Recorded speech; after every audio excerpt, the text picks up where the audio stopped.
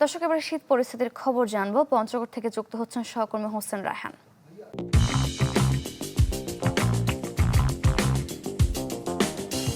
হোসেন, অত্যন্ত শীতপ্রবণ এলাকা পঞ্চগড়, সেই শীতের প্রভাব আসলে জনজীবনে কেমন পড়ছে? সারিকা, আপনাকে জানিয়ে রাখি, আপনি নিশ্চয়ই জানেন আজকে মাঘ মাসের ১লা তারিখ, অর্থাৎ ১লা মাঘ। প্রকৃতিতে যে কথা রয়েছে, মাঘের শীতে বাঘ কাঁদে। বাঘ না কাঁদলেও কিন্তু পঞ্চগড় জেলার মানুষ কিছুটা কাঁপছে। আপনি জানেন যে বিগত ডিসেম্বর মাসের পুরো অংশ জুড়েই কিন্তু পঞ্চগড়ের তাপমাত্রা ৮ থেকে ১০ ডিগ্রি ঘরে ছিল।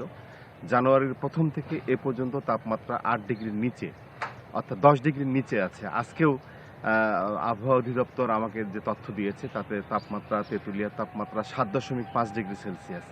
গত ৫ দিন ধরে ৮ ডিগ্রির ঘরে বিরাজ করছে এই তাপমাত্রা, যা সারা বাংলাদেশের মধ্যে সর্বনিম্ন। শৈত্যপ্রবাহ বইছে, হিমালয় থেকে ঠান্ডা বাতাস প্রবাহিত হচ্ছে। ঘন কুয়াশা ছেদ করে সূর্যের আলো কিছুটা মানুষের উপকার করলেও আসলে সেভাবে মানুষ উপকৃত হচ্ছে না। ফলে বিকেল থেকে তারপরের দিন সকাল পর্যন্ত মানুষের যে দুর্ভোগ সেটি লেগে রয়েছে। বিশেষ করে ঠান্ডা বাতাসের কারণে মানুষজন ঘরমুখী হচ্ছে। বাইরে হাট বাজারে মানুষজনের উপস্থিতি কমে গেছে। ঠান্ডা এবং শীতজনিত নানা রোগে হাসপাতালগুলোতে আক্রান্ত হচ্ছে শিশু এবং বয়স্ক মানুষরা।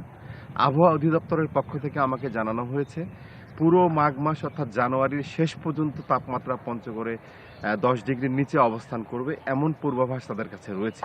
সেক্ষেত্রে তাপমাত্রা ৪ ডিগ্রি পর্যন্ত গড়াতে পারে, এমন পূর্বাভাস তারা আমাকে দিয়েছে। এদিকে শীতবস্ত্রের জন্য জেলা প্রশাসনের পক্ষ থেকে সাধ্যমতো সাধারণ মানুষের মধ্যে শীতবস্ত্র বিতরণ করা চলছে।